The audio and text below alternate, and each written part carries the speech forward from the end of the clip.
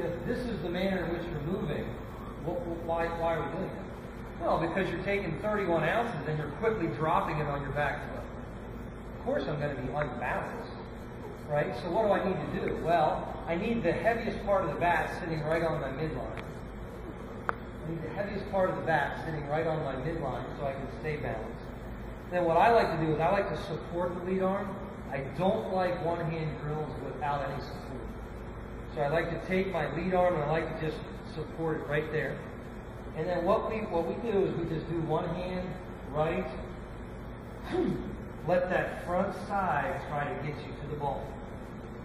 And then what we also find is it lets them get off their backside. I can't tell you how many times we go like get off your backside, get off your backside, get off your backside. It goes hand in hand with this. You can't get off your backside if this is your first move.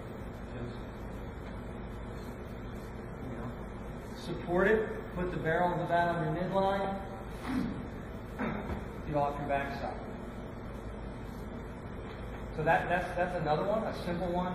Hey, do some lead arm stuff. You want to add anything? The other thing that this stretching across the chest is a pretty big deal because the most important thing is being on plane. It's just giving yourself a chance for success. Can the barrel of the bat match the ball play? When this thing starts to unhinge and it starts to move like this, the barrel has a hard time being connected to the middle. You know, we want the best hitters that we see on video. When the hips start to move, that lead arm is stretched. I mean, that's why I have that picture. That lead arm is stretched in that position right there. When it starts to move like this gets a mind of its own. It's not connected. So again, is this my favorite? I don't know. I mean, it's one of them. It's one of them. Where I just connect it right there. I put that barrel, but this isn't, I don't want, right on that midline, and now get off your backside. Get off your backside. They won't be coordinated. They'll swing this. They'll do that like crazy. Doesn't mean it's not time well spent. I know you said you've got a lighter bat. It is lighter bat. It's a lighter bat. Yeah. I've used the phrase left to it, right through it. Left to it. I'm talking for a right-handed hitter.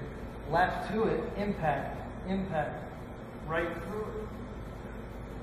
You know, left to it, right through it. Left to it, right through it. Get to it. Now, if the ball's in, again.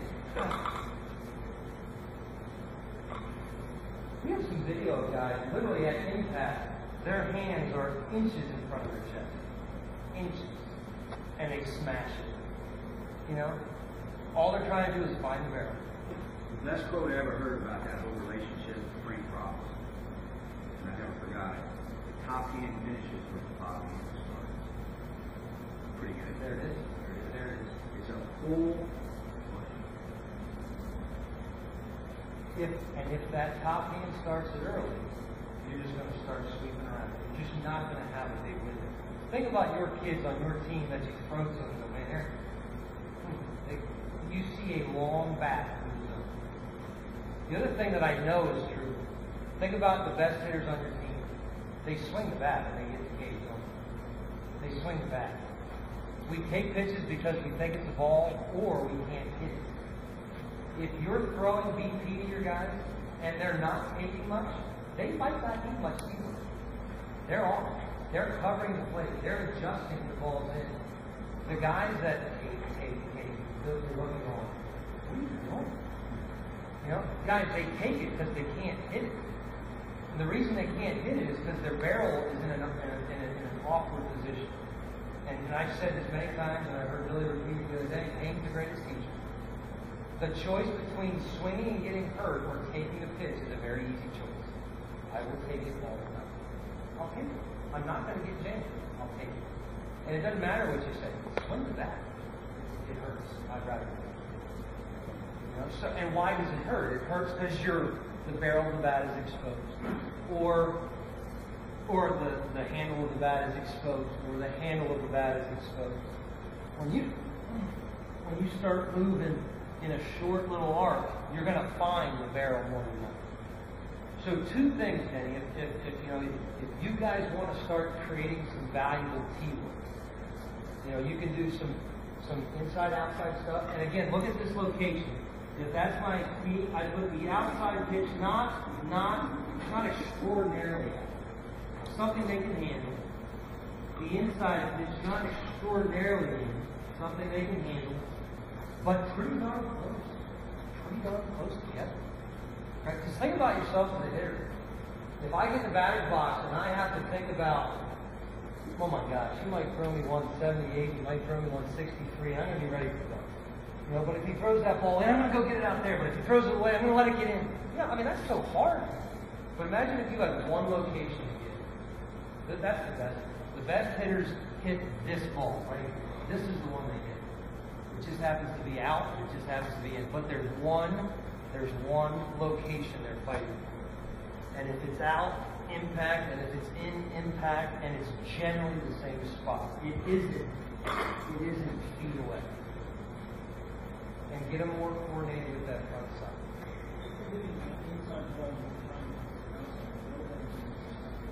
If they are trying to hit this ball, they're getting off plane immediately. That right hand's pulling down, and then they're trying to correct the air and roll it right over the top. Okay? And now you're going to the one. Stay free. Again, instant feedback. If you want to, again, I like stuff that, I don't like the kids being looking forward. I think I can teach them and educate. I think I can do both. It isn't like, oh, it's coach time. You know what I mean? So, hey, I got Bill, you're in the middle throwing me, and Chris is over there, and Chris, quit hitting the inside ball. All right.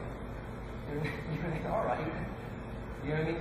Just immediate feedback. You don't have to stop and talk about here's what you're doing. So just get off the backside. And they're going to pound that thing with one arm. They will struggle. But that means not good. Okay?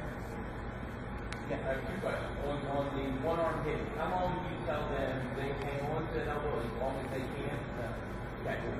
Well, it's hold it for this moment in time right here. Yep, and then it's boom, and then I let it go. Okay. And then the other question, Kyle, with this tee setup, do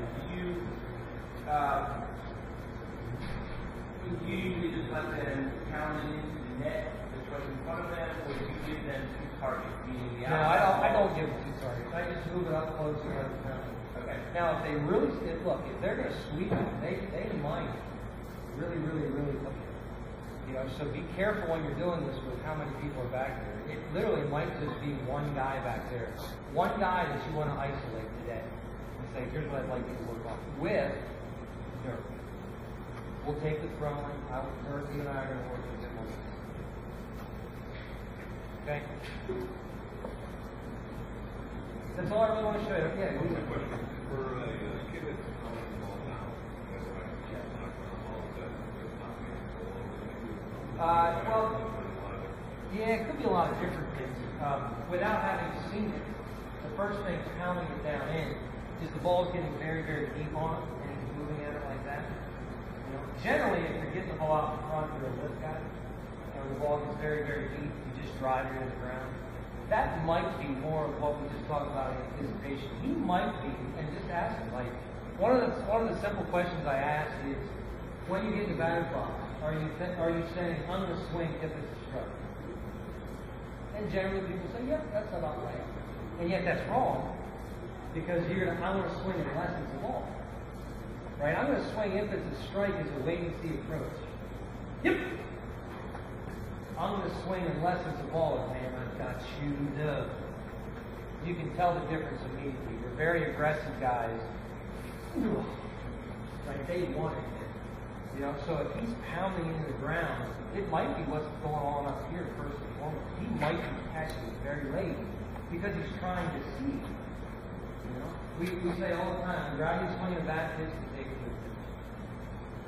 I hope you agree. Maybe not in the 7th inning with your 8-hitter up.